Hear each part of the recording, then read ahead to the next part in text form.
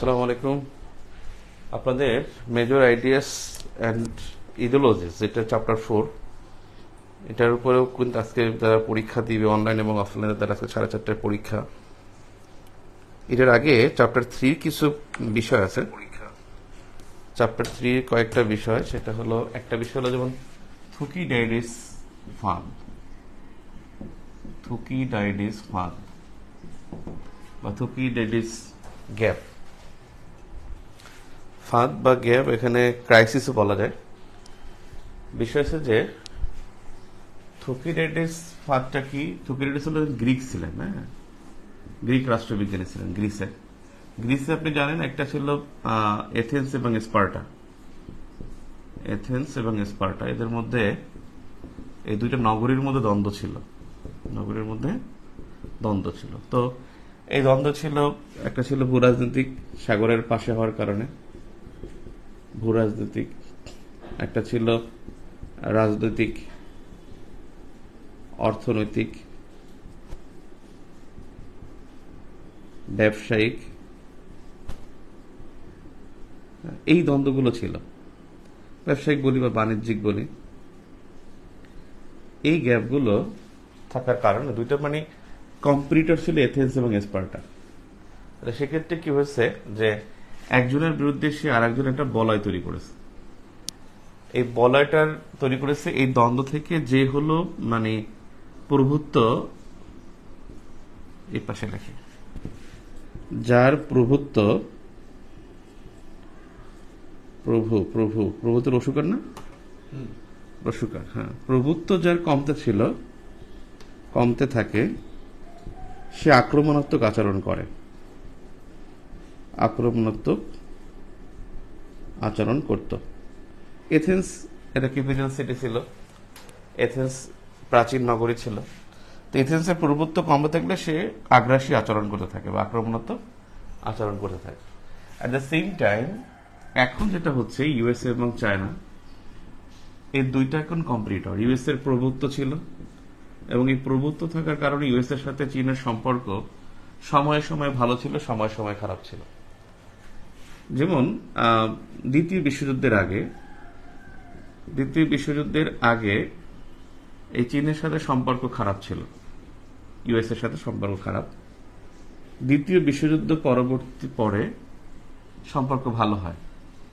আবার 1949 সালে যখন সমাজতান্ত্রিক বিপ্লব হয়, 1949 থেকে 1971 পর্যন্ত সম্পর্ক খারাপ থাকে। 1971 থেকে 2010 পর্যন্ত সম্পর্ক ভালো থাকে। 2010 সাল থেকে যখন চীন প্রভুত্ব কায়েম করতে চায়, প্রভুত্ব কায়েম বলতে পারেন যে সুপার পাওয়ার হতে থাকে। সুপার পাওয়ার হলো ইকোনমিক অ্যান্ড মিলিটারি দিক থেকে যারা পাওয়ারফুল। এই সুপার পাওয়ার হতে চাইলে তাদের মধ্যে থুকিডাইডিস গ্যাপ দেখা দেয়। থুকিডাইডিস গ্যাপ দেখা দেয় কেন? কারণ এই চীনের প্রভুত্বকে, এটাকে ইউএসএ মানতে পারেনি, বা চায়নার পাওয়ারফুল হচ্ছে এটা ইউএসএ মানতে পারতেছে না। পৃথিবীতে এখন পাওয়ারফুল কান্ট্রি দুইটা, ইউএসএ আগে ছিল ইউএসএ রাশিয়া, এখন ইউএসএ চায়না। এবং যে কারণে এই চীন বিরোধী, অর্থাৎ চীন বিরোধী ইউএসএর অনেকগুলো পলিসি আছে। যেমন আপনি দেখছেন কোয়াড করেছে, আপনি জানেন PGII, partnership for global initiatives and infrastructure, global gateway, যেটা ইউএস এর নেতৃত্বে বলতে পারেন, ইউরোপীয় ইউনিয়ন যদিও করতেছে গ্লোবাল গেটওয়ে। তারপরে B3W, তারপর ওয়াকাস, ইউকে ইউএস ওয়াকাস, তারপরে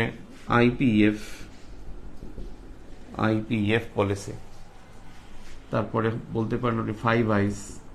এই প্রত্যেকটাকে কাজে লাগাচ্ছে হলো, অর্থাৎ নিচে লিখতে পারেন যে চীন বিরোধী মার্কিন নীতি। এই চীন বিরোধী মার্কিন নীতিগুলো এটা গ্রহণ করতেছে কারণ চীনের সাথে আক্রমণাত্মক আচরণ করার জন্য। এবং এইটা কি আমরা এলাবোরেটলি যখন পড়ি, এটাই এখন নিউ কোল্ড ওয়ার। আমরা যে নিউ কোল্ড ওয়ার পড়ি সেটা এই কারণে। আপনি দেখছেন 2018 থেকে ট্রেড ওয়ার ছিল, যুক্তরাষ্ট্র চীনের সাথে বাণিজ্য যুদ্ধ ঘোষণা করেছে, অর্থাৎ চীন থেকে যে পণ্যটা ইউএসএ ঢুকবে তাকে 25% টেরিফ দিয়ে ঢুকতে হবে। তো এইটা কিন্তু ওই সময়ে তাদের মধ্যে ছিল। আছেন মাত্র 6 জন ক্লাস করতেছেন, আনবিলিভেবল।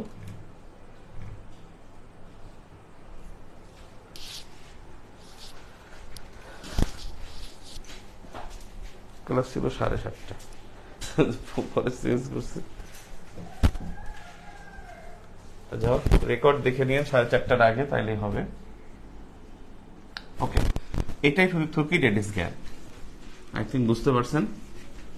এটা তত্ত্বের মধ্যে আলোচনা করা যায়, ইকোনমির মধ্যে আলোচনা করা যায়, যে কোনো জায়গায় আলোচনা করা যায়। ঠিক আছে, এমপিরিক্যাল কবে শুরু করবেন? এমপিরিক্যাল 15 জুলাইয়ের পরে। আজকে রাতে আমরা বাংলাদেশ শুরু করব। 15 জুলাইয়ের পরে এমপিরিক্যাল শুরু করতে হবে। তবে এমপিরিক্যাল একটা স্পেশাল ক্লাস নেব, সেটা আজকে রাতেও নিতে পারি অথবা কালকেও নিতে পারি, যে আসলে কোন কোন বিষয়গুলো দেখতে হবে। দেখি আমরা এখানে কি কি আছে। মেজর আইডিয়াস এবং ইডিওলজিজের মধ্যে এখানে যেগুলো আছে সেটা হলো ন্যাশনালিজম, ইম্পেরিয়ালিজম, তারপরে হলো কলোনিয়ালিজম,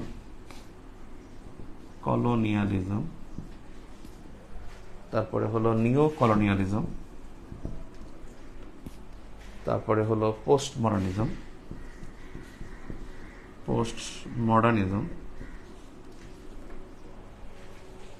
নিও গ্লোবালাইজেশন, নিউ ওয়ার্ল্ড অর্ডার, নব্য বিশ্ব ব্যবস্থা। এটা হলো আপনার সিলেবাসের মধ্যে এগুলো আছে। হ্যাঁ, এগুলো আছে আপনার সিলেবাসের মধ্যে। ওটা কি দেখা যায়? সিলেবাসের মধ্যে এগুলো আছে। আর এছাড়া আপনার যে বিষয়গুলো ইম্পর্টেন্ট, যেমন দেখেন একটা আছে ফাংশনালিজম, যেটা আমরা কিন্তু পড়ছিলাম। ফাংশনালিজম রিজনালাইজেশনের মধ্যে পড়েছিলাম। আর একটা হলো ফাংশনালিজম ক্রিটিক্যাল থিওরি, তারপর হলো কনস্পিরাসি থিওরি বা ষড়যন্ত্র তত্ত্ব, কনস্পিরাসি থিওরি। আর একটা হলো স্ট্রাকচারালিজম,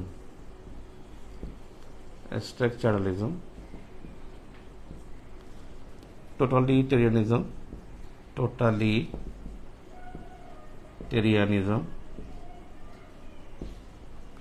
সর্বগ্রাসীবাদ। তারপরে হলো ডিগ্লোবালাইজেশন, ভেরি ভেরি ইম্পর্টেন্ট, ডিগ্লোবালাইজেশন। তারপরে ক্ল্যাশ অফ সিভিলাইজেশন,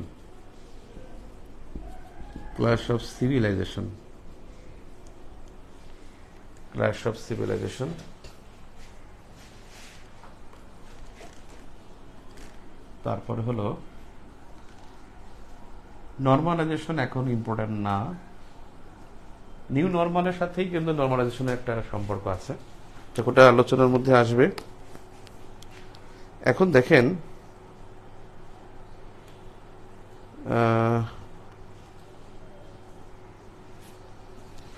ভাই কেমন আছেন? স্বাক্ষর, অনুস্বাক্ষর, সমর্থন, অনুসমর্থন, এই বিষয়গুলো আন্তর্জাতিক চুক্তিতে ব্যবহার করা হয়। যদি বিষয়গুলো ক্লারিফাই করতেন।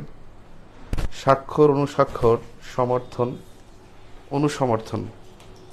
সমর্থন বলতে কিছু নাই আন্তর্জাতিক সম্পর্কে, মানে আছে সিগনেচার, রেটিফিকেশন, অ্যাকসেশন, সাকসেশন, আর একটা হলো কেম ইনটু ফোর্স। 5টা বিষয় আছে চুক্তির মধ্যে। আমি দেখাইছিলাম তো, এগুলো দেখাইছি, আবার বলবো। দেখেন আপনার যে কোনো ইন্টারন্যাশনাল কোনো ফর্মালিটিসে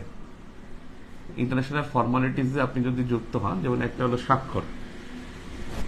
স্বাক্ষর বা সিগনেচার, আর একটা হলো অনুসমর্থন অথবা রেটিফাই,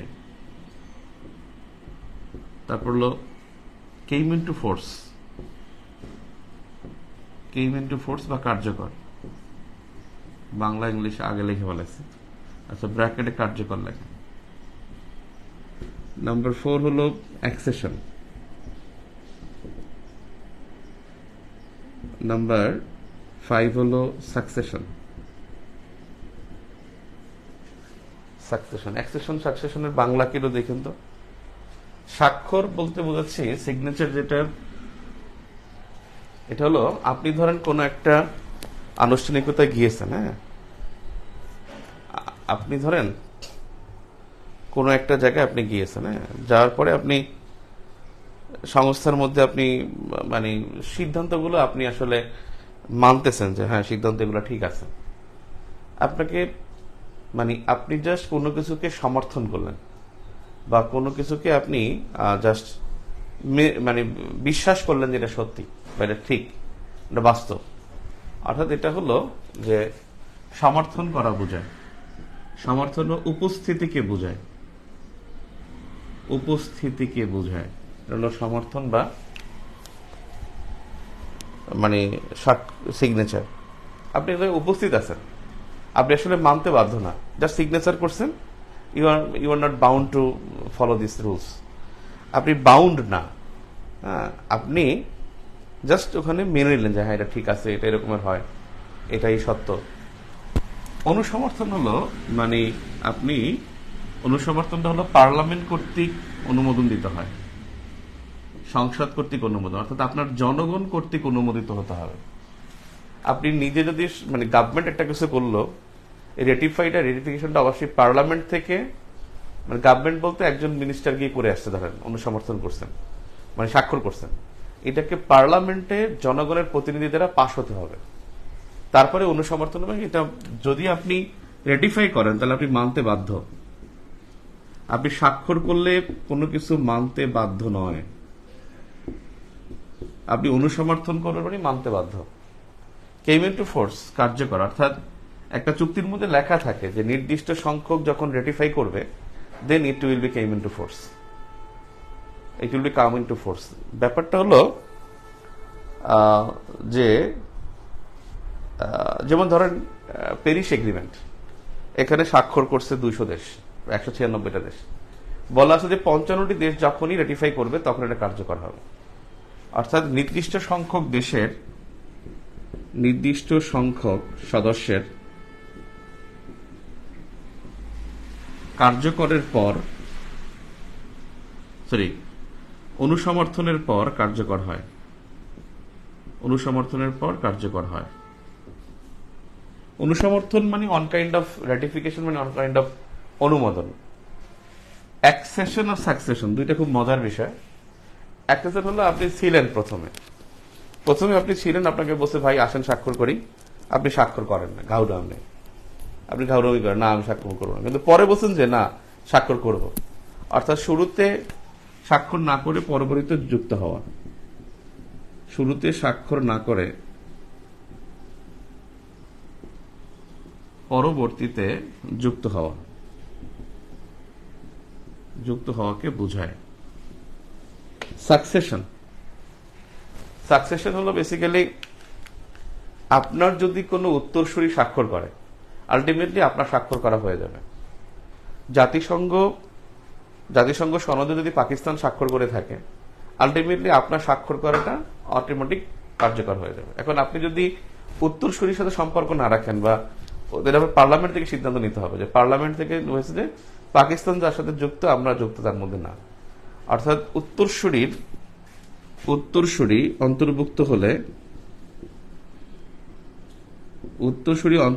হলে অটোমেটিক অন্তর্ভুক্ত হওয়াকে বোঝায়, অন্তর্ভুক্ত হওয়াকে বোঝায়। এই 5টা formalities of international system. Left সাইডে 5 নম্বর পয়েন্টটা বুঝতে পারছি না। লেফট সাইডে 5 নম্বর পয়েন্টটা টোটালিটেরিয়ানিজম, মানে টোটালিটেরিয়ান মানে এটা হলো যে সর্বগ্রাসীবাদকে বোঝায়। টোটালিটেরিয়ানিজম টোটালিটেরিয়ানিজম। জুম করে দেই, টো টা লি টেরি আ নিজম, সর্বগ্রাসীবাদ। সর্বগ্রাসীবাদ। ক্লিয়ার? আমি প্রত্যেকটা মানে শর্ট শর্ট বলবো, ঠিক আছে? আপনি শর্ট শর্ট করে লিখে ফেলবেন, মানে জাস্ট বেসিকটা বোঝানোর জন্য। এরপর আপনি তো রিডিং করবেন, পিডিএফ থেকে বা বই থেকে রিডিং করবেন। সবগুলো তত্ত্ব আমি জাস্ট বেসিকটা বলবো, এরপর আপনার পড়তে সমস্যা হবে না ইনশাআল্লাহ, ঠিক আছে? তো ক্রিটিস গ্যাপটা পরীক্ষা আসা উচিত, আসবে মনে হয় এবার ইনশাআল্লাহ, আসতে পারে। বুঝছেন, এটা নিয়ে লেখালেখি হয়েছে, আসা উচিত। বলবো, বললাম কিন্তু। ন্যাশনালিজম হলো জাতীয়তাবাদ। আমি এটাই আলোচনা করে তারপর বিগত কোশ্চেনটা আলোচনা করব, তাহলে দেখা যাবে যে আপনার অধ্যায়টা ভালোভাবে বুঝতে পারবেন ইনশাল্লাহ। জাতীয়তাবাদ মানে হলো একই বংশ,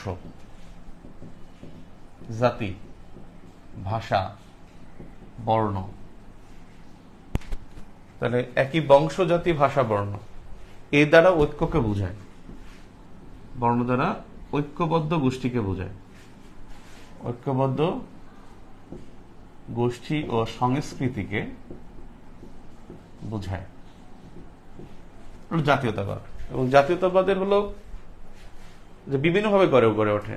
একই ভাষার মাধ্যমে গঠিত হলে একই জাতি, একই বর্ণ, একই ভৌগোলিক অঞ্চল, একই জলবায়ুতে অন্তর্ভুক্ত, হ্যাঁ, এইগুলো মিলে হলো জাতীয়তাবাদ গঠিত হয়। জাতীয়তাবাদ কাকে বলে এই প্রশ্ন আসবে না, এটা আসেও না এখন পর্যন্ত। গতবার একটা প্রশ্ন আসছিল যে, গতবার বলতে 44তম বিসিএস একটা প্রশ্ন আসছিল যে ফুড ন্যাশনালিজম বা খাদ্য জাতীয়তাবাদটা কি। খাদ্য জাতীয়তাবাদ হলো মানে খাদ্যের বিষয়টা কি। খাদ্য হলো যে উৎপাদন করব, নিজে ভোগ করব, ভবিষ্যতের জন্য সংরক্ষণ রাখবো, অতিরিক্তটা রপ্তানি করব। কিন্তু গত বছর যেটা হয়েছিল, মানে যখন আমরা দেখছি যে ইউক্রেন ওয়ারের সময় বলছে, ইন্দোনেশিয়া বলছে আমি সয়াবিন রপ্তানি করব না, ভারত বলছে পেঁয়াজ রপ্তানি করব না, ভারত বলছে চাল রপ্তানি করব না, রাশিয়া ইউক্রেন গম রপ্তানি করবে না, তুরস্ক বলছে আমি গম রপ্তানি করবো না, মিশর বলছে গম মানে মিশর তো সবচেয়ে বেশি গম আমদানি করেন, সরি, মানে তুরস্ক বলছে আমি গম রপ্তানি করবো না। যারা গম উৎপাদনকারী তারা বলছে যে গম রপ্তানি আমরা করবো না, কারণ আমাদের নিজের চাহিদা আমরা পূরণ করতে পারছি না। ইউএসএ বলছে রপ্তানি করবো না। আলটিমেটলি হলো কি সবাই একটা খাদ্য জাতীয়তাবাদের দিকে চলে গেছে, অর্থাৎ যার যার মানে হিজ ইজ হুজ হুজ, অর্থাৎ যার যার চিন্তা শেষে করতেছে যে আমি সংরক্ষণ রাখবো, ভবিষ্যতে আমি খাদ্যটা গ্রহণ করবো। এটা হলো ফুড ন্যাশনালিজম। এটা গতবার পরীক্ষা আসছিল, মানে 44তম বিসিএস আসছিল। তাহলে জাতীয়তাবাদটা একটা নর্মাল একটা ধারণা। এই জাতীয়তাবাদের ভিত্তিতেই বিভিন্ন জাতি রাষ্ট্র গঠন করা হয়, জাতীয়তাবাদের ভিত্তিতেই রাষ্ট্রগুলো গড়ে ওঠে, এবং জাতীয়তাবাদের ভিত্তিতে তারা কিন্তু এটাকে প্রকাশ করে একটি পতাকার মাধ্যমে, এটি পতাকা একটি সঙ্গীতের মাধ্যমে, যে আমরা এই জাতীয়তাবাদকে লালন করে থাকি। ইম্পেরিয়ালিজম, ইম্পেরিয়ালিজম হলো সাম্রাজ্যবাদ। সাম্রাজ্যবাদ হলো বেসিক্যালি এটা মার্কেটের সাথে জড়িত। সাম্রাজ্যবাদটা হলো মার্কেটের সাথে জড়িত। আমার দুজনের খাবার হয়, দুজনে আমার দুজনের হবে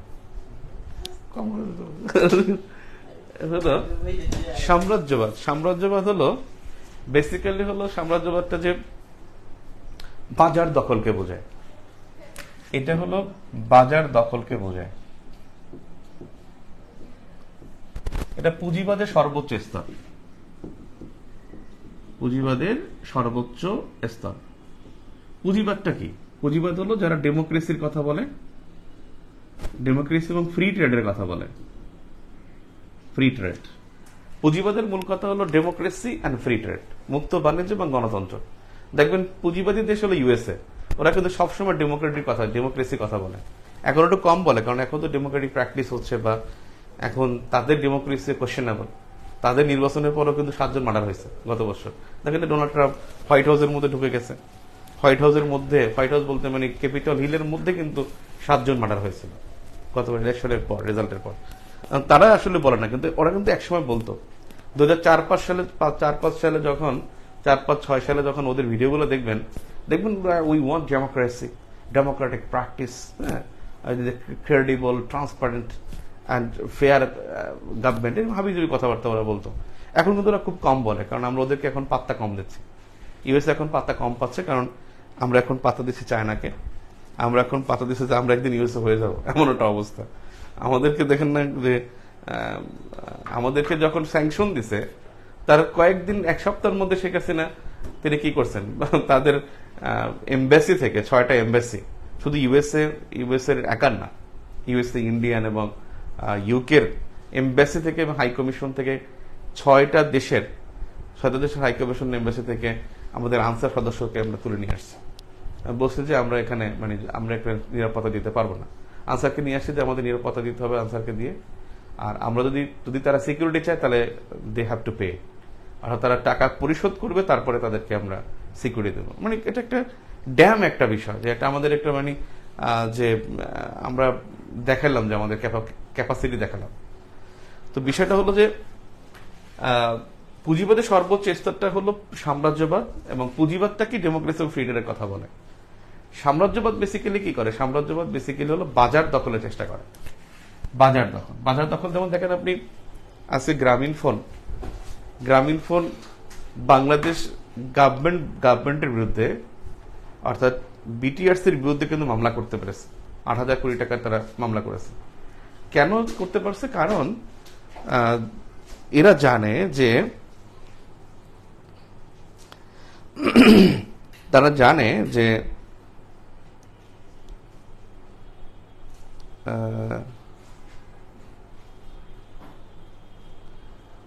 জানে যে হলো গ্রামীণ ফোন যদি এখন বন্ধ করে দেয়, যদি বলে যে আমরা গ্রামীণ ফোন বন্ধ করে দেব, তাহলে কিন্তু এখন পাবলিক কিন্তু কি করবে? পাবলিক কিন্তু সরকারকে থাপড়াবে। কারণ গ্রামীণ ফোন তারা কিন্তু আমাদেরকে, যে আমি কথা বলতেছি এটা গ্রামীণ ফোন দিয়ে, আমি যে দেখতেছি এটা গ্রামীণ ফোন দিয়ে, কারণ গ্রামীণ ফোনে নেটওয়ার্ক স্পিড ভালো, ওরা নেটওয়ার্কিং বুঝে, ওদের কাছে হিউজ ইনফরমেশন আছে, ওরা টেলিকমিউনিকেশনটা খুব ইজিয়েস্ট করতে পারছে। সেক্ষেত্রে ওরা জানে যে আমাদের সেবা দিচ্ছি, আমাদেরকে যদি এখন সরকার বাধা দিতে চায় তাহলে পারবে না, কারণ তারা কিন্তু গভর্নমেন্টের বিরুদ্ধে তারা ব্যবস্থা, তারা একটা বলয় তৈরি করতে পারবে। আজকে টয়োটা বাংলাদেশের মার্কেট দখল করে ফেলছে।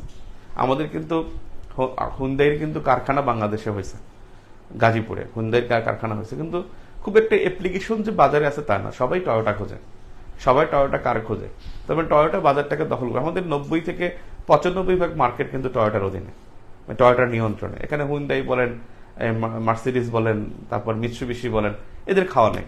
এখানে খাওয়াটা হলো কিসের? পুরোটা হলো টয়োটার বাজারটা দখল। এখন টয়োটা অন কাইন্ড অফ সে কি ইম্পেরিয়ালিজম এক্সারসাইজ করে, এবং সে এখানে ইচ্ছে মতো তার বাজারটাকে সে নিয়ন্ত্রণ করার ক্ষমতা রাখে। আজকে দেখেন টয়োটা গাড়ি থাকার কারণে কিন্তু টয়োটার কার শিল্পটাও কিন্তু একটা বড় একটা অবস্থা তৈরি করে ফেলছে। আপনি এখানে পার্টস কিনবেন, সব টয়োটার পার্টস কিনতে হবে, আপনি রিফিল করবেন, গাড়িতে যে বিষয়গুলো লাগে সবগুলো তারা করে। তবে টয়োটা এখানে অন কাইন্ড অফ কি ইম্পেরিয়ালিজম এক্সারসাইজ করে। তার সাম্রাজ্যবাদের কিন্তু ইকোনমিক সাথে রিলেটেড। এটা এমন না যে শেখ হাসিনা সাম্রাজ্যবাদ আচরণ করে, তা না। শেখ হাসিনা বা বলতে পারেন যে পলিটিক্যাল বিষয়তে আপনি ফেসিবাদী শব্দটা ব্যবহার করতে পারেন, কিন্তু সাম্রাজ্যবাদ শব্দটা পলিটিক্যাল ব্যাপারটা হয় না, এটা ইকোনমির সাথে রিলেটেড। বাজার দখল করে ফেলে। উন্নত বিশ্ব তাই করে। উন্নত বিশ্ব কি করে? সে দরিদ্র বিশ্বে সে ওখানে বাজারটাকে সে নিয়ন্ত্রণ করে রাখে, বাজারকে নিয়ন্ত্রণ করে রাখে। আজকে দেখেন আফ্রিকায় খাবার পানি নাই, খাবার পানি সরবরাহ করে যুক্তরাষ্ট্র। তার খাবার পানি যুক্তরাষ্ট্র সরবরাহ করার কারণে তার উপর নির্ভরশীল যুক্তরাষ্ট্রের জন্য। যুক্তরাষ্ট্রের যে প্রতিষ্ঠান আছে তার মাধ্যমে সে ওখানে পাওয়ার এক্সারসাইজ করে থাকে। এরপর দেখেন কলোনিয়ালিজম হলো উপনিবেশবাদ। এই উপনিবেশবাদ এখন নাই, এটা এখন পুরাতন একটা বা সনাতন একটা ধারণা। এটা হলো সরাসরি সরকার প্রতিষ্ঠা, সরাসরি দখলকে বোঝায়। কলোনিয়ালিজম উপনিবেশবাদ, এটা অনেক আগে ছিল, বিশেষ করে দ্বিতীয় বিশ্বযুদ্ধের আগে এক্সারসাইজ ছিল। প্রথম বিশ্বযুদ্ধ এবং দ্বিতীয় বিশ্বযুদ্ধের আগে, প্রথম বিশ্বযুদ্ধের আগে এই এক্সারসাইজ ছিল। বিভিন্ন সাম্রাজ্যবাদী গোষ্ঠী ছিল, যেমন সাম্রাজ্য ছিল অনেকগুলো। যেমন আপনি ছিলেন ধরেন যেমন ব্রিটিশ সাম্রাজ্য, ফরাসি সাম্রাজ্য, আমেরিকান সাম্রাজ্য, রুশিয়া সাম্রাজ্য। এরা বিভিন্ন জায়গায় কলোনি স্থাপন করতো, সরাসরি সরকার প্রতিষ্ঠা করত, নিজের সরকার নিজের দখলে নিত। এখন কারো কলোনি তেমন একটা নাই, যেমন জিব্রাল্টার আছে ইউকের, এরকম কয়েকটা, তাইওয়ান আছে চীনের। এগুলো হলো উপনিবেশবাদের উদাহরণ, অর্থাৎ সরাসরি সরকার প্রতিষ্ঠা করা। কিন্তু নিউ কলোনিয়ালিজম এইটা এখন বর্তমান, এটা হলো মানে নব্য উপনিবেশবাদ। এটা বেসিক্যালি মানে অনেকটা নিউ একটা কনসেপ্ট, নতুন কনসেপ্ট। এটা হলো যে মানে সমর্থিত সরকার প্রতিষ্ঠা, সমর্থিত সরকার প্রতিষ্ঠাকে বোঝায়। যেমন দেখেন আফ্রিকায় যেগুলো আছে, আফ্রিকায় কিন্তু নব্য উপনিবেশবাদ আছে। আফ্রিকা কেমনে আছে? কারণ ওখানে দেখবেন যে সরকারগুলো থাকে, সরকারগুলো হলো পশ্চিমা ঘেঁষা থাকে। পশ্চিমা ঘেঁষা বা চীন ঘেঁষা কয়েকটা দেশ আছে, খুব বেশি না, পশ্চিমা ঘেঁষাই বেশি। অর্থাৎ পশ্চিমারা তাদের আজ্ঞাবহ সরকার প্রতিষ্ঠা করে। আরো সহজ করে বোঝায়, আফগানিস্তানে যে গভর্নমেন্ট ছিল, গভর্নমেন্ট কিন্তু ইউএসএ গভর্নমেন্ট ছিল না, গভর্নমেন্ট ছিল হামিদ কারজাই গভর্নমেন্ট। হামিদ কারজাই যে গভর্নমেন্টটা ছিল, হামিদ কারজাই ছিল মানে যুক্তরাষ্ট্রের দালাল বলতে পারেন। অর্থাৎ যুক্তরাষ্ট্রের আজ্ঞাবহ ছিল, যুক্তরাষ্ট্র যা বলছে তাই সে শুনছে। ইরাকে কয়েক বছর আগে এখানে সরকার ছিল কিন্তু ইউএসএ সরকার প্রতিষ্ঠা করে দিছে। ওই সরকারটাই কি করছে, মানে ওই সরকারটাই সাদ্দাম হোসেনের বিরুদ্ধে অবস্থান নিয়েছে, ওই সরকারটাই কিন্তু মার্কিন যত সহযোগিতা আছে সেটা করে থাকে। তার মানে আজ্ঞাবহ সরকার প্রতিষ্ঠাকে বোঝায় নব্য উপনিবেশবাদ। এবং নব্য উপনিবেশবাদের এখনকার সময় সবচেয়ে বেশি উদাহরণ হলো আফ্রিকার দেশগুলোতে। মালিতে আমার বন্ধু গেছে শান্তিরক্ষীতে, বলছে যে আমি বলছি বন্ধু কি শান্তিটা রক্ষা করো, আমি এবার এগুলো আবার ওদের কাছে আলোচনা করি বেশি। তার বন্ধু এখন ও লেফটেন্যান্ট কর্নেল হয়ে যাবে কয়েকদিনের মধ্যে, কর্নেল হয়ে যাবে আর কি, মেজর আছে এখন, ও ইসে আছে মানে কি জানি পিএসসি করতেছে, পিএসসি বা স্টাফ কলেজে পড়াশোনা করতেছে। তো এখন ওকে জিজ্ঞেস করলাম, ও বলছে দোস্ত আমি বলবো কি, মানে আসলে আমরা ওখানে শান্তিরক্ষী বলতে আমরা যাই জাতিসংঘের, আসলে মানে এটা আসলে মানে এটা খোলসা করে তারা বলবে না। বেসিক্যালি বলছে যে আসলে আমরা যেখানে শান্তিরক্ষী মানে কার্যক্রমটা আমরা যাই জাতিসংঘের শান্তিরক্ষী বাহিনী হিসেবে, কিন্তু দেখা যায় যে তার পাশেই কিন্তু ফ্রান্স তার স্বর্ণখনি উত্তোলন করতেছে, স্বর্ণখনি খনন করতেছে, জাস্ট ওকে সিকিউরিটি দেওয়া হচ্ছে। আলটিমেটলি ওদের সমর্থিত সরকারগুলো প্রতিষ্ঠা করা হয়ে থাকে। আর দেখেন আফ্রিকার একটা খুব মজার বিষয় হলো, যখন ওখানে বিদ্রোহ হয়, সেনা বিদ্রোহ হয়, তখন কিন্তু দেখবেন জনগণ কিন্তু বিদ্রোহীদের পক্ষে থাকে, জনগণ কিন্তু সেনাবাহিনীর পক্ষে থাকে। যারা বিদ্রোহ করে তাদের পক্ষে কিন্তু সরকার থাকে, মানে জনগণ থাকে। এবং বিদ্রোহগুলো খুবই দেখবেন স্বতঃস্ফূর্ত হয়। ওখানে বিদ্রোহগুলো এমন না যে একজন জনপ্রিয় সরকার, তারা হলো যে বাস্তবতার বিরুদ্ধে, পরম সত্য বলে কিছু নেই এটা তারা বিশ্বাস করে, যে পরম সত্য বলে কিছু নাই, আরো কিছু আছে। তারপর রাজনৈতিক আধিপত্যবাদ বিরোধী, এবং তারা স্ববিরোধী মতাদর্শ লালন করে। কিছুই বুঝেন নাই, আমি আর একটু সহজ করে বুঝাই। যেমন দেখেন মানে ওদের কথা হচ্ছে যে আজকে যে বর্তমান বিশ্ব ব্যবস্থায় বলে যে আমরা ধরেন ইউএসএ বাইডেন সেখানে দেখেন, ট্রাম্প কালকে বক্তব্য দেখছেন, ট্রাম্পের বিতর্ক দেখছেন, ট্রাম্প আর বাইডেনের বিতর্ক দেখেন নাই মনে হয়। সেখানে ট্রাম্প বিতর্কের মধ্যে একটা জিনিস বলছে যে বাইডেন একজন ফিলিস্তিনি আগ্রাসী যুবকের মতো আচরণ করছে। বয়সে তিনি অনেক বেশি, কিন্তু তিনি ফিলিস্তিনি একজন যুবকের মতো আচরণ করছেন। মানে তিনি বলছেন যে মানে ট্রাম্প বা যুক্তরাষ্ট্রের জনগণ বিশ্বাস করে যে ফিলিস্তিনিরা শান্তি বিঘ্নিত করছে এবং শান্তি প্রতিষ্ঠার জন্য ইসরায়েল কাজ করছে। হ্যাঁ, শান্তি প্রতিষ্ঠার জন্য ইসরায়েল কাজ করছে। এবার দেখেন না একটা ইসরায়েলকে জানি কি বলছে, সবচেয়ে সুখী দেশ বলছে না? দেখেন না একটা জরিপে সবচেয়ে সুখী দেশের মধ্যে টপ 3 মধ্যে ইসরায়েল আছে। আশ্চর্য বিষয়। কিন্তু ব্যাপারটা হলো উত্তরাধুনিকত্ব বা পোস্ট মডার্নিস্টরা বলে যে এটা মিথ্যা। এই যে মৌখিক যে মানবতা কথা বলা, মৌখিক যে শান্তির কথা বলা, সুখের কথা বলা, এটা মিথ্যা। এটার আরেকটা অস্পষ্টতা আছে, অন্য একটা কিছু আছে, তারা চিন্তা করে এটা। এবং দেখেন উত্তর আধুনিকতাবাদরা মনে করে যে আপনি এখনই যা বলতেছেন তাই কিন্তু সত্য না। যেমন জার্মানরা দেখেন, জার্মানরা 2টা বিশ্বযুদ্ধ করেছে, জার্মানি ফার্স্ট ওয়ার্ল্ড আর সেকেন্ড ওয়ার্ল্ড 2টা বিশ্বযুদ্ধ করেছে। এখন জার্মানি কারণে বলেন যে দে আর প্র্যাকটিসিং, মানে তারা একটা মডারেট স্টেট, তারা খুবই পিসফুল নেশন, তারা খুবই যেটাকে বলে আপনাকে মডার্ন স্টেটের একটা উদাহরণ, তারা ওয়েলফেয়ার স্টেট, তারা কল্যাণমূলক রাষ্ট্র, তারা খুবই নৈতিক রাষ্ট্র, ইথিক্যাল স্টেট। আপনি তো এগুলো বলেন, এগুলো উত্তর আধুনিকতা বিশ্বাস করে না। ইতরা মনে করে যে জার্মানরা যারা 2টা বিশ্বযুদ্ধ বাধাইছে, এরা যে কোনো সময় একটা বিশ্বযুদ্ধ বাঁধাতে পারে। তার মানে এইটাও তারা কি করে না, স্বীকার করবে না। অর্থাৎ প্রচলিত ব্যবস্থার বিরুদ্ধে মানে অন কাইন্ড অফ তারা ক্রিটিক্স, পোস্ট মডার্নিস্টটা হলো ক্রিটিক্স, এবং তারা ক্রিটিক্যাল কনসেপ্ট থেকে তারা বিবেচনা করে, এবং তারা বর্তমান যেটা স্ট্রাকচার আছে এই স্ট্রাকচারের বিরুদ্ধে অবস্থান করে, এবং তারা মনে করে এই যেটা দেখাচ্ছে এটা না, অর্থাৎ এপিয়ারেন্স এবং রিয়েলিটির মধ্যে পার্থক্য আছে। তারা বলে যে দিস ইজ দ্য এপিয়ারেন্স, এর বাইরে আর একটা মানে অ্যানাদার রিয়েলিটি আছে, ঠিক আছে। তো এপিয়ারেন্স এবং রিয়েলিটির মধ্যে তারা পার্থক্য সৃষ্টি করে থাকে। তার মানে উত্তর আধুনিকতাবাদ হলো মানবতা বিরোধী মতবাদ, বাস্তবতা বিরোধী, তারপর হলো সমাজতন্ত্রের বিরুদ্ধে, সমাজতন্ত্র বিরোধী, তারপর হলো রাজনৈতিক আধিপত্য বিরোধী,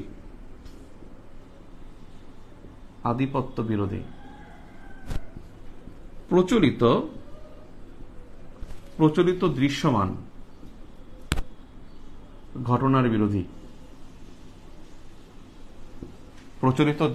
ঘটনার বিরোধী, তারপরে হলো আধুনিকতা বিরোধী, মানে সে কোনো পরিবর্তনকে স্বীকার করে না,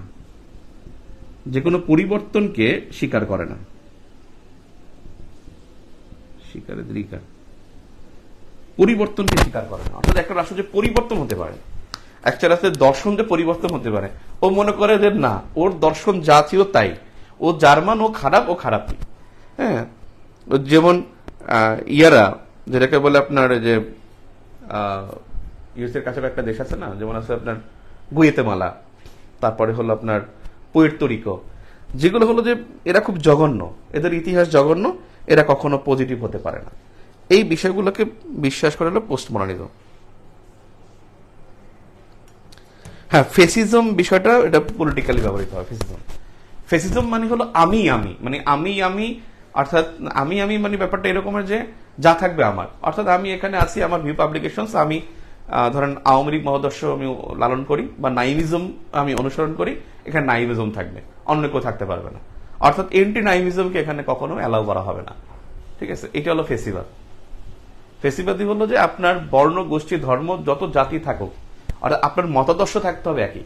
আপনি যে ধর্মেরই হন, আপনি যে বর্ণের হন, যে গোষ্ঠীর হন, যে বংশের হন, যে ভৌগোলিক এরিয়ার হন, কিন্তু আপনার মতাদর্শ থাকতে হবে একটা, যে আপনি এই মতাদর্শের লালন করেন, এই মতাদর্শে যারা লালন করে ওই মতাদর্শ দিয়ে বিবেচনা করবেন, আপনি অন্য কিছু দিয়ে বিবেচনা করবেন। সে হিন্দু, মুসলমান, কিসে কি আসে যায় সেটা দিয়ে আমার দরকার নাই, সে কোন ভাষায় কথা বলে দরকার নাই, তার বর্ণ কেমন দরকার নাই, সে কোন বংশ থেকে আসে দরকার নাই, বাট সে আমার মতাদর্শ লালন করে কিনা, আমরা একই মতাদর্শ লালন করতে হবে, সেটাই ফেসিবাদে এখানে মানে অতি সাম্প্রদায়িকতা মতাদর্শের দিক থেকে, অতি সাম্প্রদায়িকতা হলো মতাদর্শগত সাম্প্রদায়িকতা, এটা হলো আপনার ফেসিবাদ এটা লালন করে। পলিটিক্যাল ক্ষেত্রে ফেসিবাদ হয়, কিন্তু ইকোনমিক ক্ষেত্রে ফেসিবাদ শব্দটা ব্যবহার করা যায় না। আচ্ছা, আমি কি বুঝাতে পারছি যে গ্রামীণ লাইভ আটকে দিল, গ্রামীণ ফোন লাইভ আটকে দিচ্ছে, গল্প করতে করতে গ্রামীণ ফোন পাশ দিয়ে দিচ্ছে। আচ্ছা, এরপরে এরপর হলো গ্লোবালাইজেশন, মানে বিশ্বায়ন। এই গ্লোবালাইজেশন আর ডিগ্লোবালাইজেশন, এই রিলেশনটা খুবই গুরুত্বপূর্ণ।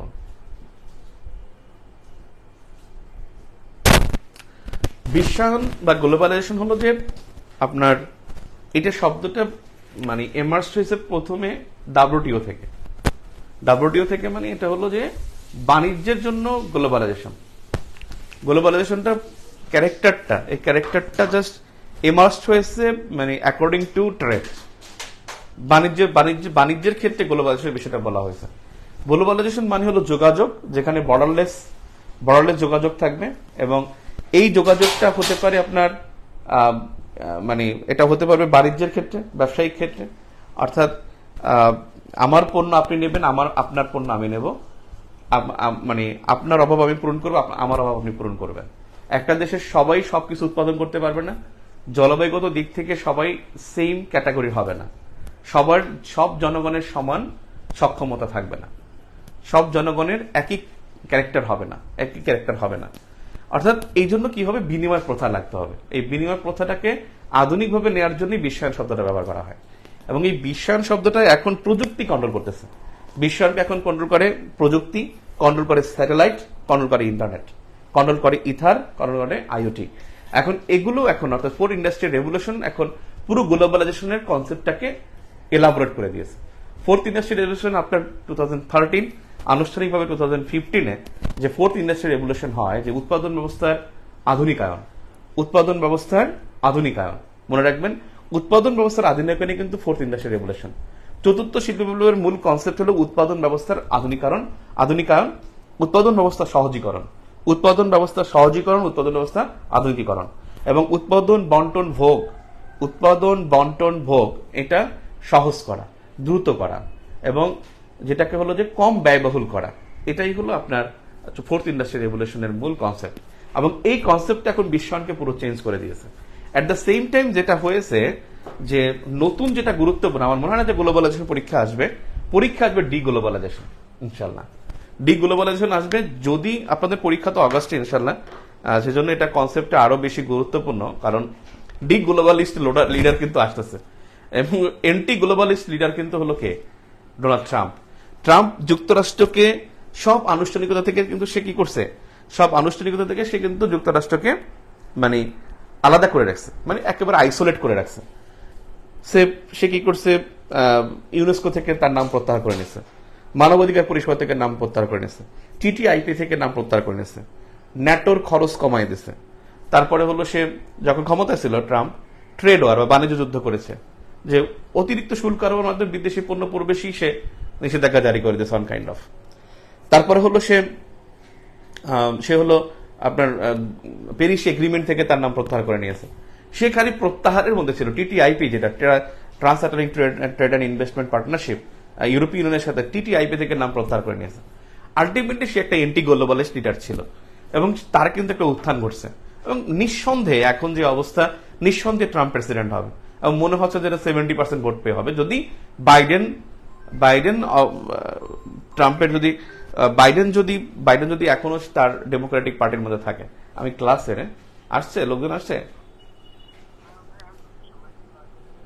হ্যাঁ ঠিক আছে, আমি আসতেছি।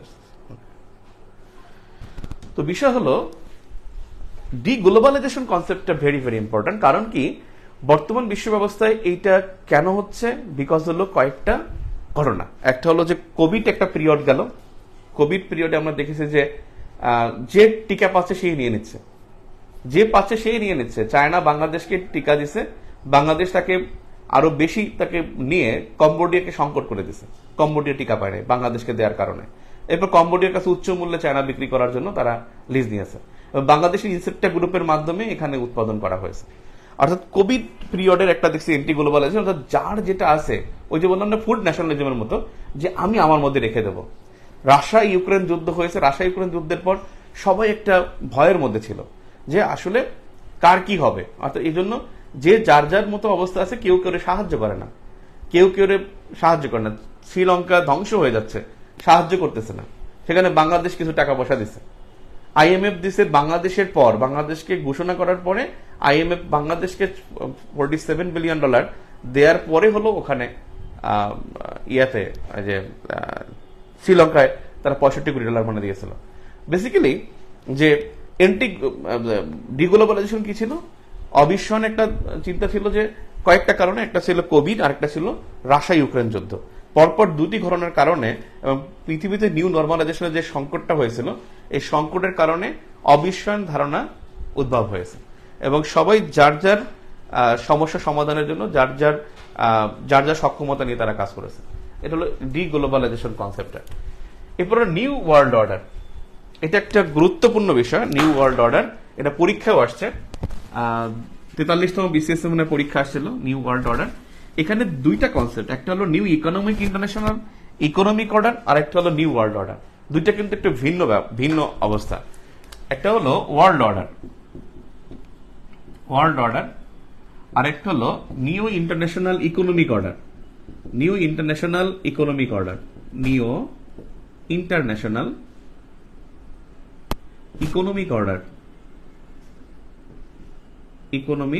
অর্ডার ব্যাপারটা কি, ওয়ার্ল্ড অর্ডারটা কি? ওয়ার্ল্ড অর্ডারটা আসলে বিশ্ব এখন কি ব্যবস্থায়, অর্থাৎ এটা কি এখন ইউনিপোলার,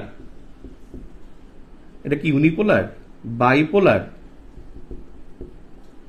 নাকি মাল্টিপোলার?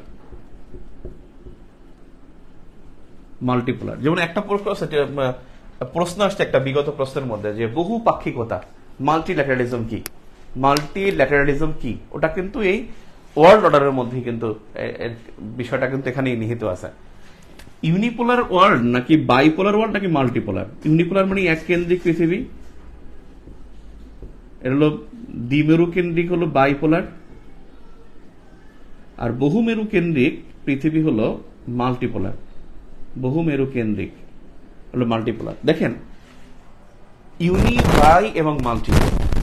আমাদের পৃথিবী একসময় কি ছিল দেখেন, প্রথম বিশ্বযুদ্ধের আগে, প্রথম বিশ্বযুদ্ধের আগে ছিল মাল্টিপোলার। কারণ প্রথম বিশ্বযুদ্ধের আগে আপনি দেখবেন যারা যুদ্ধ করছে প্রথম বিশ্বযুদ্ধের ইতিহাস যদি দেখেন, সব ইউরোপিয়ানরা এবং সব বড় বড় সাম্রাজ্যবাদী গোষ্ঠীগুলো। একটা হলো আপনার ব্রিটিশ সাম্রাজ্য, ফরাসি সাম্রাজ্য, ইতালীয় সাম্রাজ্য, তারপরে অটোম্যান সাম্রাজ্য, প্রুশিয়া সাম্রাজ্য, অস্ট্রো হাঙ্গেরি সাম্রাজ্য, অর্থাৎ অনেকগুলো সাম্রাজ্য, তারা সবাই বলতো যে আমি বস। প্রথম বিশ্বযুদ্ধের পর এটা ছিল বাইপোলার, একটা ইউএসএ আর একটা ছিল লিগ অব নেশনস, একটা লিগ অব নেশনস বা জাতিপুঞ্জ আর একটা ছিল ইউএসএ। এইটা হলো দ্বিমেরু কেন্দ্রিক পৃথিবী ছিল। এরপরে দ্বিতীয় বিশ্বযুদ্ধের পর এটা হলো আবার বাইপোলার, তবে এখানে পার্টি চেঞ্জ, একটা ইউএসএ আর একটা ইউএসএসআর, সোভিয়েত ইউনিয়ন। 1991 সালের পর যখন আপনার কোল্ড ওয়ার, 1991 সাল থেকে বলতে পারি 2001 পর্যন্ত এই পৃথিবী ছিল unipolar, only USA boss, only boss is USA. এরপর 2001 থেকে 2010 পর্যন্ত এই পৃথিবী হয়ে যায় বাইপোলার, একটা হয় ইউএসএ আর একটা হয় টেরোরিজম, সন্ত্রাসবাদী গোষ্ঠী। দেখেন নাই 2001 সালে টুইন টাওয়ার অ্যাটাকের পরে, এবং যুক্তরাষ্ট্রের ঘোষণা ছিল যে ওয়ার অন টেরর, সন্ত্রাসবাদের বিরুদ্ধে যুদ্ধ, একটা টেরোরিজম আর একটা ইউএসএ। 2010-এর পর, 10 থেকে বর্তমান, এটা হলো মাল্টিপোলার। আপনি বাইপোলার বলবেন না কিন্তু যে চায়না বা ইউএসএ, তা না। হ্যাঁ, চায়না ইউএসএ পাওয়ারফুল, বাট এখানে কিন্তু এক্সারসাইজটা করে অনেকেই এক্সারসাইজ করে। এখানে কে কে এক্সারসাইজ করে দেখেন। মাল্টিপোলার কেন? ইউএসএ আছে, বস চায়না আছে, এখানে ওপেক একটা বড় রোল প্লে করে, ব্রিক্স ব্যাপক রোল প্লে করে, G20 রোল প্লে করে, তারপরে হলো আপনার রাশিয়া এখানে ভূমিকা রাখে। রিজনাল অনেকগুলো পাওয়ারফুল গোষ্ঠী হয়েছে রিজনাল, যেমন আপনি দেখেন সাউথ এশিয়ায় বস একমাত্র ইন্ডিয়া, ইন্ডিয়া যা বলে সাউথ এশিয়ায় তাই হয়। আপনি দেখেন লাতিন আমেরিকা বা সাউথ আমেরিকা, কিন্তু এখানে ব্রাজিলের একটা প্রাধান্য আছে। আপনি দেখেন ওশেনিয়া, এখানে অস্ট্রেলিয়ার প্রাধান্য আছে। অর্থাৎ রিজনাল কিছু পাওয়ারফুল গোষ্ঠী হয়েছে। কি হয়েছে? হ্যাঁ হ্যাঁ হ্যাঁ হ্যাঁ, ওকে দে, ওকে দে।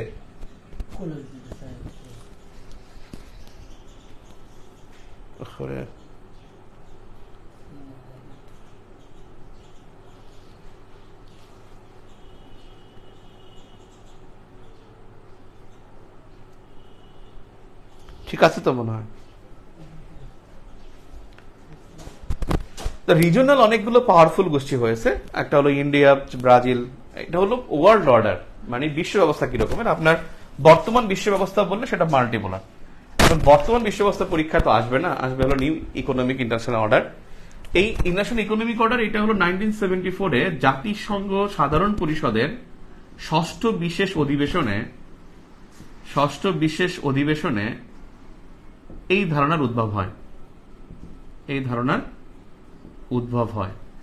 বেসিক্যালি এখানে এই ধারণার মূল ইয়াটা কি, এই ধারণার মূল বিষয়টা হলো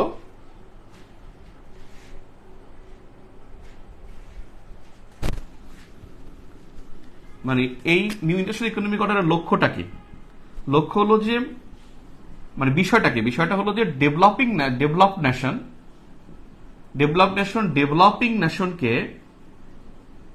ডেভেলপিং নেশনকে সহায়তা করবে, অর্থাৎ উন্নতশীল বিশ্বকে সহায়তা করবে। উন্নয়নশীল বিশ্বকে সহায়তা করবে। উন্নত বিশ্ব উন্নয়নশীল বিশ্বকে সহায়তা করবে, তার মানে এর তাহলে এখন লক্ষ্য কি হতে পারে? লক্ষ্য হতে পারে যে 1 নম্বরে বৈষম্য হ্রাস, অর্থাৎ উন্নত এবং উন্নয়নশীল বিশ্বের মধ্যে বৈষম্য হ্রাস করবে। সুস্থির আর্থসামাজিক সম্পর্ক রাখা বা আর্থসামাজিক প্রতিষ্ঠা, আর্থসামাজিক পরিস্থিতি তৈরি। নাম্বার 3 হতে পারে কি? নাম্বার 3 হতে পারে বর্তমান ও ভবিষ্যতের ন্যায় ও শান্তি প্রতিষ্ঠা। বর্তমান ও ভবিষ্যতের ন্যায় ও শান্তি প্রতিষ্ঠা, ভবিষ্যতের জন্য ন্যায় ও শান্তি প্রতিষ্ঠা, এটা হতে পারে লক্ষ্য। এবং এই লক্ষ্য বাস্তবায়ন করার জন্য নিয়ন্ত্রক হবে কারা? এবং তারা নির্ধারণ করেছে নিয়ন্ত্রক সময় সময় পরিবর্তন হবে। নিয়ন্ত্রক এখন পর্যন্ত বলছে 6টি, থিওরিস্টরা আরো কয়েকটা বাড়াবে বলে আমার মনে হয়। যেমন এখন নিয়ন্ত্রক বলছে number 1 IMF, world bank. World bank এখন বিশ্ব এই উদ্দেশ্য বাস্তবায়নে কাজ করেন। IMF মানে যারা নিয়ন্ত্রক, প্রভাবক। Number 3 WTO, number 4 ASEAN, number 5 BRICS, number 6 হলো ইউরোপিয়ান ইউনিয়ন। আপনি বলবেন এছাড়াও এখন বর্তমান বিশ্ব ব্যবস্থা নিয়ন্ত্রক কারা হতে পারে? নিয়ন্ত্রক হতে পারে আসলে গোষ্ঠীগুলোর বাইরে, গোষ্ঠীর বাইরে। এই গোষ্ঠীগুলোর মধ্যে যদি বলেন তাহলে G20 একটা প্রভাবক হতে পারে, AIIB একটা প্রভাবক হতে পারে, NDB প্রভাবক হতে পারে। কয়েকটা নাম আপনি বললেন। পাশাপাশি আপনি বললেন যে আরো কিছু ইস্যু আছে যারা এই নিউ ইন্টারন্যাশনাল ইকোনমিক অর্ডারকে প্রভাবিত করতে পারে। ইন্টারন্যাশনাল ইকোনমিক অর্ডারকে প্রভাবিত করতে পারে, যেমন হলো এনার্জি বা ফুয়েল বলতে পারেন। তারপর হলো আপনার এটাকে নিয়ন্ত্রণ করতে পারে এনার্জি। তারপর হলো ক্লাইমেট। ক্লাইমেট তো আপনার প্রোডাকশনের সাথে জড়িত। ক্লাইমেট কিন্তু প্রোডাকশনকে নিয়ন্ত্রণ করে থাকে। দ্যাট মিনস প্রোডাকশনের সাথে কিন্তু ইকোনমি আবার রিলেটেড।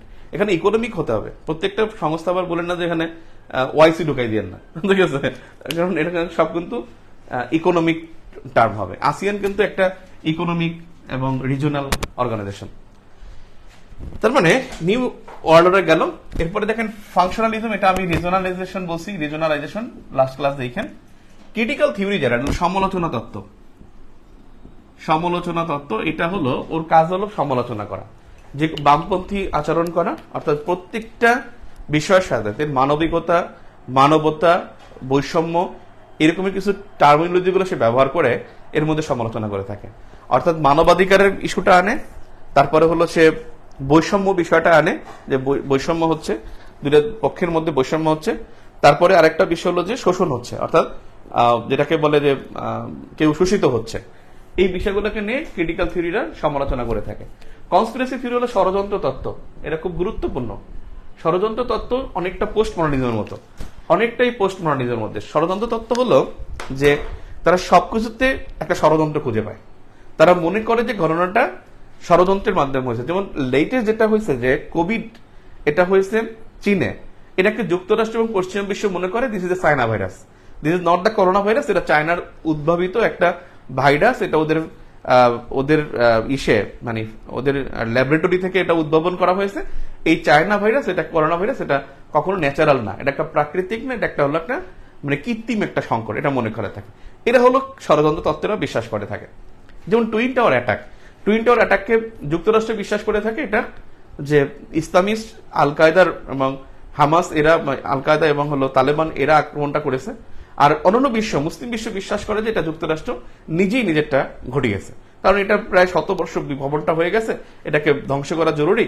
এটাকে সন্ত্রাসী হামলা দিয়ে ধ্বংস করে তার একটা রেজিম চেঞ্জ করার জন্য, তারা ওয়ার অন টেরর একটা যুদ্ধ ঘোষণা করার জন্য তারা এই কাজটা করেছে। এইটা হলো ষড়যন্ত্র তত্ত্বের কাজ। ষড়যন্ত্র তত্ত্ব মনে করে থাকে যে যুক্তরাষ্ট্র উস্কানি দিয়ে ইউক্রেনকে লালিত করছে এবং তারা যুদ্ধটা বাধাইছে। আর যারা নর্মাল তারা বিশ্বাস করবে যে ইউক্রেনের রাশিয়া আক্রমণ করেছে। আসলে ইউক্রেনকে টিকিয়ে রাখতেছে যুক্তরাষ্ট্র, এটা মনে করে ষড়যন্ত্র তত্ত্বরা। অর্থাৎ ষড়যন্ত্র তাত্ত্বিকরা সবসময় মনে করবে যে এটা অন্য কোনো কজ আছে, মানে এটা যেটা দেখাচ্ছে সেটা না। এটাই পোস্ট মডার্নিজমের সাথে অনেকটা রিলেশন আছে। স্ট্রাকচারালিজম বা কাঠামোবাদ, কাঠামোবাদের এই তত্ত্বের মধ্যে যারা বিশ্বাস করে যে কাঠামোবাদের মধ্যে যে পৃথিবী একটা কাঠামোর মধ্যে থাকে, কিন্তু এই কাঠামোর অনুসারে এটাই কাঠামোটা বিশ্বাসযোগ্য যে উন্নত বিশ্ব অনুন্নত বিশ্বকে শোষণ করবে, তাদের সম্পদ নিয়ে যাবে, তাদের কাঁচামাল নিয়ে তারা কিন্তু ওখানে কি হবে, তারা তাদের তাদের সম্পদ তারা বৃদ্ধি করবে এবং হলো তারা কাঠামোর মাধ্যমে, বিভিন্ন কাঠামোর মাধ্যমে তারা কি করবে, তারা শোষণ করবে। যেমন তারা স্ট্যান্ডিং কমিটি, যেটা জাতিসংঘের স্ট্যান্ডিং মানে স্থায়ী পরিষদ, যে জাতিসংঘের স্থায়ী সদস্য নিরাপত্তা পরিষদের, এই নিরাপত্তা পরিষদের স্থায়ী পরিষদ তারা কি করতেছে, তারা সংঘবদ্ধ গোষ্ঠী, তারা এই কাঠামোর মাধ্যমে তারা তাদের স্বার্থ চরিতার্থ করে থাকে। আপনি দেখেন গত 10 জুন যে নিরাপত্তা পরিষদে ভোটাভুটি হলো, সেখানে কি হলো যে গাজা যুদ্ধবিরতি প্রস্তাব আসলো, সেখানে রাশিয়া ভোটদানে বিরত ছিল। যদিও কোনো স্থায়ী সদস্য যদি ভোটদানে বিরত থাকে তাহলে প্রস্তাবটি পাশ হয়। ভোটদানে বিরত থাকা অথবা হলো ভোটদানে বিরত থাকা অথবা ভোট দেয়া, ভোট দিতে হবে অথবা ভোটদানে বিরত থাকতে হবে, তাহলে প্রস্তাব পাশ হবে। না ভোট দিলে প্রস্তাব পাশ হবে না, আর হলো অনুপস্থিত থাকলে প্রস্তাব পাশ হবে না। নিরাপত্তা পরিষদের কোনো স্থায়ী সদস্য যদি অনুপস্থিত থাকে এবং যদি সে না ভোট দেয় তাহলে নর্মালি প্রস্তাব পাশ হবে না। একটা ব্যতিক্রম আছে, সেটা ভিন্ন, সেটা আমি বলতে চাচ্ছি না। তো বিষয় হলো যে রাশিয়া কিন্তু সে নিজে ফিলিস্তিনের পক্ষে, অথচ সে কিন্তু এই যুদ্ধে কিন্তু ভোট দেয় না। এই প্রস্তাবে সে কিন্তু ভোটদানে বিরত ছিল, কারণ ভালো করে সে জানে যে যদি প্রস্তাবটা পাশ হয়ে যায় আলটিমেটলি মানে 9টার বেশি যদি তখন হয়ে যায় তখন তো পাশ হয়ে যাবে। 14টা ভোটই করছে। সক্ষমতা ধরে রাখার জন্য, ইউএসএ তার পাওয়ার ধরে রাখার জন্য যুক্তরাষ্ট্রকে নির্ধারণ করতে হবে তার পরবর্তী একজন শত্রু নির্ধারণ না করলে ওর আসলে ইউনিপোলারাইজেশনটা থাকবে না। এখন ওকে আসলে ধরে নিতে হবে কোনো না কোনো সভ্যতা ওর বিরুদ্ধে কাজ করছে, এবং সেই সভ্যতাগুলোর মধ্যে যে 8টা সভ্যতার কথা বলছে, মার্কিন সভ্যতা সহ 9টা সভ্যতা, সেই 8টা সভ্যতা যে বাইরে বলছে, যারা ইসলামিক সভ্যতা, বৌদ্ধ সভ্যতা, জাপানিজ সভ্যতা, আফ্রিকান সিভিলাইজেশন, তারপর লাতিন আমেরিকান সিভিলাইজেশন, হিন্দু সভ্যতা, এরকমের 8টা সভ্যতার কথা বলছে। এই সভ্যতার মধ্যে কোনো একটা সিভিলাইজেশন যে আমেরিকান সিভিলাইজেশনকে থ্রেট করবে, এবং সেজন্য যুক্তরাষ্ট্র তার কর্তৃত্ব টিকিয়ে রাখার জন্য ওই সভ্যতাগুলোর মধ্যে কোনো একটা সভ্যতাকে তার শত্রু হিসেবে গণ্য করতে হবে। এবং সেই বিবেচনা করে হয়তোবা জর্জ ডব্লিউ বুশ 2001 সালে ইসলামিজমকে তারা মনে করছে যে ইসলামিক সিভিলাইজেশন এটাই তাদের শত্রু, এবং এদিন ওয়ার অন টেরর ঘোষণা করছে ইসলামিক সিভিলাইজেশনের বিরুদ্ধে। তো যা হোক, যতটুকু আমার একটু কাজ আছে আজকে অফিস টাইম, তো যা হোক আপনাদের আজকে পর্যন্তই। রাতে দেখা হবে ইনশাল্লাহ 9:30। হ্যাঁ, 9:30 দেখা হবে। 4:30 পরীক্ষা অফলাইনে ফার্মগেটে, আর অনলাইনে তো পরীক্ষা হলো, আপনাদের দেখবেন অনলাইন গ্রুপে পেয়ে যাবেন প্রশ্ন। ঠিক আছে, থ্যাংক ইউ। এ পর্যন্ত, রাতে দেখা হবে ইনশাল্লাহ।